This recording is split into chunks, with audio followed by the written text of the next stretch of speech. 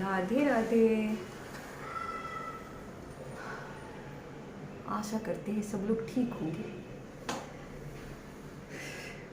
2-3 दिन हो गए थे। आज मैंने सोचा चलो उपस्थित हो ही जाऊँ, और मैं आए मेरे 2 दिन से कह ही रहे थे जब रोज बोला है वीडियो बनाने को, पर तो होता है यार। पर मैं भी क्या करूँ, अपने काम तो जो ऑफिस से रिलेटेड हैं उनको करने ही करने हैं, जाने और इतनी गर्मी पड़ रही है ना कि बाहर निकलने के बाद मन थक ही जाता है, तो चक्कर वो है। बट आज फिर मैंने कहा कि चलना चाहिए, क्योंकि है क्या ना, देखो पूरे वक्त जो अभी चल रहा है उसमें यही समझने वाली बात है कि जो चल रहा है, जो घटित हो रहा है, वो क्या घटित हो रहा है। कहा गया है, एक लाइन है कि जब सिकंदर का यहीं पे रह गया, अंत समय लुकमान भी ये कह गया, ये घड़ी हरगिज न टाली जाएगी। तो सबको पता है, लेकिन लड़ाइयाँ सबकी चल रही हैं, लड़े जा रहे एक दूसरे के।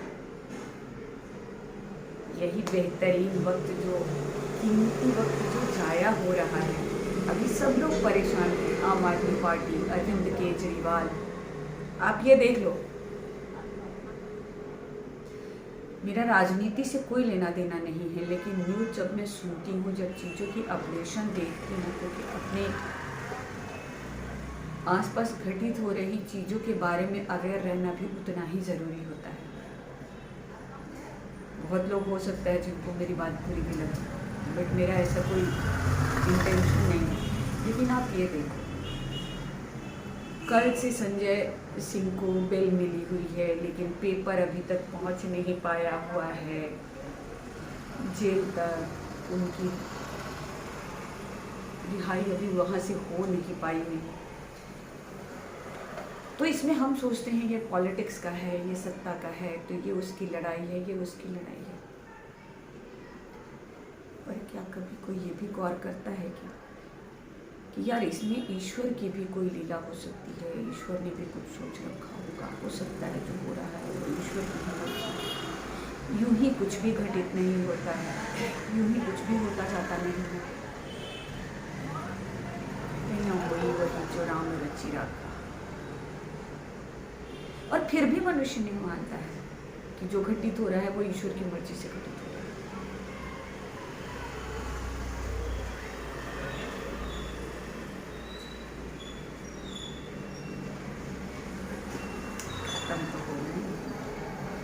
कलयुग में आना ही है, कोई रोक नहीं सकता है, चीज़ें निर्धारित है, सब कुछ है।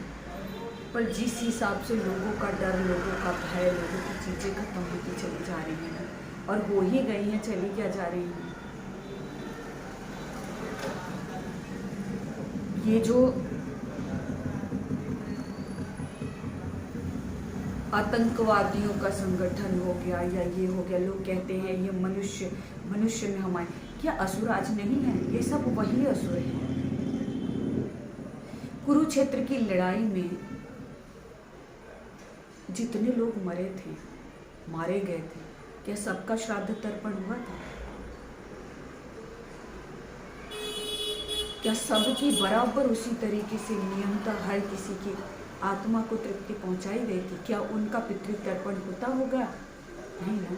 तो वो सब कहीं ना कहीं, वो सब इस धरा पर पुनः जन्म लेकर के उसी तरीके से, जिस काल की गति के द्वारा जिस हिसाब से वो गए थे, उसी हिसाब से आज की नेचर में लेकर के आज की दुनिया में वो उसी आशुरीय प्रवृत्ति के साथ इस धरा पर मौजूद हैं। ये जितने मार काट, बम, गोली, ये वो फल चीज़ें जो हो रही हैं, वो उन्हीं लोगों के द्वारा हो रही हैं। जब बुरे होंगे नहीं तो अच्छाई की परिभाषा कहाँ से आएगी?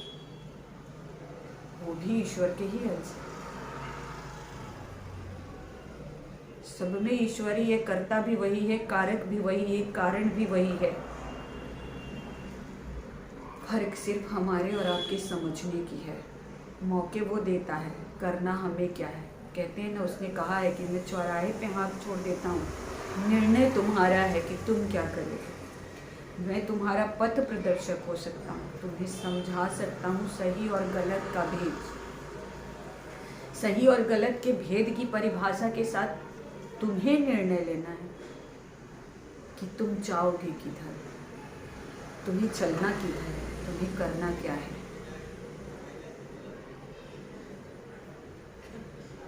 लोग उसका पोस्ट उठाकर वो शेयर कर देते हैं। तो एक बार कहीं दर्शन करने के लिए गए तो लोग धड़ाधड़, भैया कहाँ गए थे?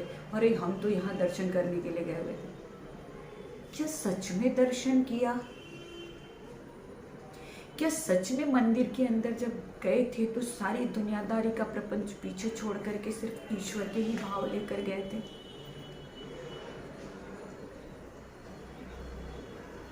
क्या सचमुच ऐसा ही था? रुक जाइए, मेरी बात अभी समाप्त नहीं हुई है। मैं एक पानी की बोतल लेके आती हूँ। तो कर्ता भी वही है, कारण भी वही है, कारक भी वही है, लेकिन फिर भी बहुत सारे निर्णय जो हैं वो इस जीवात्मा के होते हैं। इस जीवात्मा के ये क्या कर रहा है? क्योंकि बुद्धि, विवेक, चैतन्य करने की ड्यूटी इसकी होती है। बुद्धि तो देकर भेजा है ना, क्योंकि बिना उसके ईश्वर ने इस धरा पर मनुष्यों को भेजा नहीं है। विवेकवान, बुद्धिवान उसने सिर्फ इसी प्रजाति को बनाया है। मैं इसे प्रजाति ही कह सकती हूँ। 84 लाख योनियों में एक प्रजाति ये भी है। लेकिन क्या सच में हम अपनी बुद्धि विवेक का सदुपयोग उसी हिसाब से करते हैं? मुझे तो नहीं लगता। सिर्फ एक दूसरे को नीचा दिखाने, एक दूसरे के होड़ में, एक दूसरे का ये, एक दूसरे का वो, ये जिंदगी क्या गारंटी है कि दोबारा मुझे मनुष्य तन ही मिलेगा? और दूसरा, दोबारा अगर मनुष्य तन मिल गया, इस बार के कर्मों के कुछ प्रारब्ध शेष रह गए, तो अगली बार हो सकता है कि बड़ी भयानक दंड मिले, बड़ी भयानक स्थिति से गुजरे, बड़ी भयानक स्थिति हो मेरे उस मनुष्य जीवन की। तो क्यों ना हम इसको ही सुधार करके चलें, इसमें ही चलें।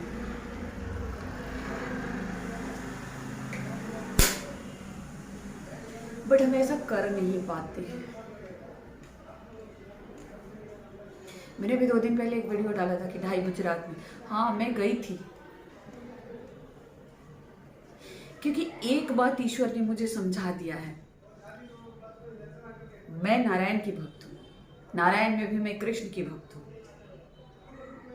जब सारी दुनिया सोती है तब मेरे राधे कृष्ण जो हैं वो सुबह के 3:30 बजे तक निधिवन में प्रतिदिन रास रचाते हैं। तो मेरे ईश्वर मुझे कहते हैं कि तुझे क्या लगता है, मैं रात भर निधिवन में रास रचाने के बाद सवेरे में वो 2.5 घंटे के वृंदावन के मंदिर में वो और इत्र से मेरे पैरों की मालिश करने के बाद में वो दिन भर वो मंदिर में खड़ा रहता हूँ? मैं कोई खड़ा वड़ा नहीं रहता। राधे अपने महल में सोती हैं, गोलोक, और मैं भी पहुँच जाता हूँ मंदिर में। एक बार सुबह की सेवादारी के बाद मैं वहाँ होता ही नहीं। पागल हूँ जो दिन भर मुरली ऐसे टांग करके और मैं घंटों पैर टेढ़ा करके वहाँ पे खड़ा रहूँगा सवेरे से लेकर शाम तक लोगों के लिए? ऐसे लोगों के लिए जो सिर्फ मांगने आते हैं। बिहारी मुझे कहते हैं, कभी तूने ध्यान दिया उस महल के अंदर शोर क्या होता है? चीखना, चिल्लाना, भाव होते हैं क्या बिहारी के लिए? तो इसमें वास्तविकता है। मैं इस बार गई थी तो मैंने यही देखा। बिहारी के लिए इतनी ही छोड़ दीजिए, वहाँ पर तो मैं आपको ये बताती हूँ कि रात में उस दिन मुझे मंदिर से निमंत्रण मिला हुआ था। मैं रात में बिहारी जी की आरती के टाइम पर मुझे बुलाया गया था। मैं उस दिन आरती के टाइम पर मंदिर के अंदर गई थी। जैसे आरती खत्म हुई, पट बंद हो गया, शराब पी करके एक व्यक्ति जो है वो मंदिर की चौखट के ऊपर चला गया। प्रशासन को कोई लेना देना नहीं है। वैसे तो वो बिहारी के दर्शन करने के लिए नहीं जाने देते हैं, लेकिन उस व्यक्ति को रोकने वाला कोई नहीं था, क्योंकि उस वक्त पट बंद होने के बाद वहाँ के जो गोसाई थे उनकी भी किस्सा मैं आपको सुनाती हूँ। उनके एक जन मेरे पास आए बिहारी जी के पास के चढ़े हुए सिक्के लेकर के कि ये बिहारी जी के ऊपर, बिहारी जी के पास का सिक्का है, अगर आपको ये चाहिए तो आप बताइए, और उसके लिए एक बड़ी रकम उनको चाहिए थी। क्या बिहारी ने कहा है कि मेरे ऊपर चढ़ाए हुए, क्या वो बिहारी के हक में चाहता भी है? बिहारी के लिए अगर कोई सेवा में ले जा करके कंबल चढ़ा देता है, ये चढ़ा देता है, तो वो गोसाई अपने घर लेकर के जाते हैं, भगवान को थोड़ी मिलता है।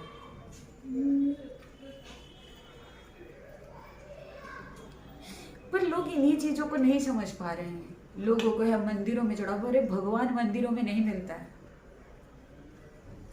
और इसलिए बिहारी ने जब से मेरी बुद्धि खोले हुए हैं कि मैं ईश्वर रात में जगते हैं, ईश्वर रात में ही मिलते हैं। 21 दरवाजों के अंदर राधे रानी सोती हैं, 21 दरवाजों के अंदर। लोग कहते हैं राधे राधे आएंगे मिलती हैं, 21 दरवाजे के अंदर सोती हैं। और उस पूरे 21 दरवाजे का पहरेदार अगर कोई है तो मेरे बाके बिहारी, माँ के बिहारी, मतलब मेरे बाके बिहारी, वो हरिदास जी के बाके बिहारी नहीं। मैं अपने बिहारी को बाके बिहारी बोलती हूँ क्योंकि मैं एक बिहारन हूँ, मैं अपने बिहारी को वैसे ही बुलाती। तो मेरे श्री कृष्ण उस 21 दरवाजों की पहरेदारी 21 स्वरूपों में स्वयं करते हैं। ये आपको कहीं नहीं मिलेगा, ये स्वयं साक्षात मेरे बिहारी के द्वारा, मेरी राधे रानी के द्वारा बताई गई चीज़ों को मैं आप लोगों तक पहुंचाती हूँ। पर जितने लोग हैं, कौन सुनता है कौन नहीं सुनता है मुझे नहीं पता है, लेकिन जिसकी किस्मत होगी, जिसने कुछ प्रारब्ध अर्जित किए होंगे, उन तक मेरे शब्द जरूर जाते होंगे, क्योंकि मुझे बताने वाले मेरे नारायण ही हैं, वही मुझे बताते हैं, और उन्हीं की बताई हुई चीज़ मैं आप लोगों तक पहुँचाती हूँ। बाकी कौन सुनता है कौन नहीं सुनता है, कौन इसको किस हिसाब से लेता है, कैसे ग्रहण करता है, ये तो मुझे नहीं पता है, और ना मैं किसी से ज़बरदस्ती कर सकती हूँ। तो ऐसा है, ये आज किसी की सत्ता है, कल किसी की सत्ता रहेगी, ये बदलना ही है, क्योंकि कोई अमृत पी करके आया नहीं है यहाँ पर, किसी को अमृत प्रदान नहीं हुआ है, किसी को अमरता का आशीर्वाद नहीं मिला हुआ है। तो मेरी प्रार्थना रहेगी आप लोगों से कि इन सारी चीज़ों से हट करके वास्तविकता में ईश्वर की तरफ बढ़िए, वास्तविकता में अपने सनातन को पहचाना, वास्तविकता में अपने ईश्वर को खोजने का, अपने ईश्वर को जानने का प्रयास करना। ईश्वर है, ईश्वर जीते हैं, ईश्वर खाते हैं, ईश्वर बातें करते हैं, ईश्वर आपके साथ मस्ती करते हैं। मैं जैसी मस्ती खोर हूँ, मेरा ईश्वर मेरे साथ वैसा ही मस्ती खोर है। जब मैं बिहारी से अपने झगड़ा करती हूँ तो बिहारी मुझे कहते हैं, अच्छा तू मुझे परेशान कर रही ना, रात में मैं आकर के ना मैं तेरे ऊपर पानी डाल दूंगा, मैं तेरे बिछावन गीला कर दूंगा, मैं तुझे गिरा दूंगा, तू अगर मुझे परेशान करेगी। अभी 3 दिन से बिहारी मुझसे झगड़ा कर रहे हैं, पता है आप लोगों को मैं बताती हूँ, बिहारी मुझसे 3 दिन से झगड़ा कर रहे हैं। तू ना उस युग में मेरी गोटी लेकर के भागी थी, 5 गोटी, मुझे मेरी गोटी वापस कर। मैंने कहा कौन सी गोटी लेके गई थी मैं, मुझे क्या पता उस युग का। बोलते तूने मेरे कंचे लिए थे 5, और मुझे 5 के बदले 10 चाहिए तेरे से कंचे, और मुझे बड़े बड़े वाले कंचे चाहिए, अच्छे वाले कंचे चाहिए। तो मुझे नहीं देगी ना तो मैं तुझे मारूंगा। बिहारी मुझे ये कहती है कि तू अगर मुझे नहीं देगी तो मैं तुझे घोट दूंगा, मैं तुझे पकड़ के बहुत मारूंगा। बिहारी मुझसे ऐसे ऐसे कहते, बिहारी मुझे चोटी बुलाते, बताओ ऐसे ऐसे झगड़ा करते, चोटी तू तो मेरी गोटी लेकर के उस युग में भाग गई थी, मुझे मेरी गोटी वापस कर, फिर मैं तेरे से दोस्ती करूँगा। अब बताओ, आप लोग यकीन नहीं करोगे, आप लोगों को लगेगा कि मैं झूठ बोल रही हूँ, ऐसे कैसे हो सकता, पर ये सच है,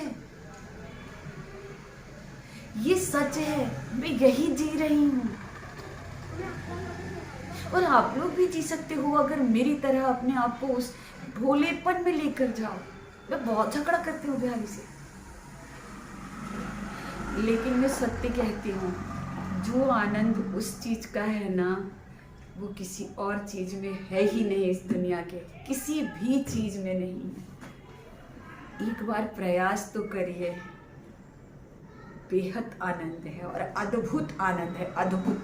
मतलब मैं बता नहीं सकती हूँ कि कैसा आनंद है। ऐसा है बिहारी ना, एक बार मैं त्रयंबकेश्वर गई थी और वहाँ पर मैंने रुद्राभिषेक किया था। तो बिहारी ने ना अपने एक कान का वहाँ पर भोले बाबा के पास उनको रख के, वहाँ के पंडित जी ने, राधे रानी और बिहारी दोनों के हाथों से वो रुद्राभिषेक हुआ था। तो राधे रानी और बिहारी दोनों की छवि वहाँ पर थी। तो वहाँ के पंडित जी ने जब रुद्राभिषेक कराने के बाद राधे रानी बिहारी को स्नान विस्नान करा कर, तो मैंने देखो बिहारी की एक कान का गायब। उसके बाद मैं मथुरा गई थी, वहाँ पे दूसरा बिहारी अपने कान का एक और गायब करा दिए जब मैंने बदल दिया। तो अभी मैं बिहारी को 4-5 रोज पहले मैं उनके कान का बदली, अभी काफ़ी टाइम से वो एक ही पहन के रहते, तो मैंने उनके कान का बदला।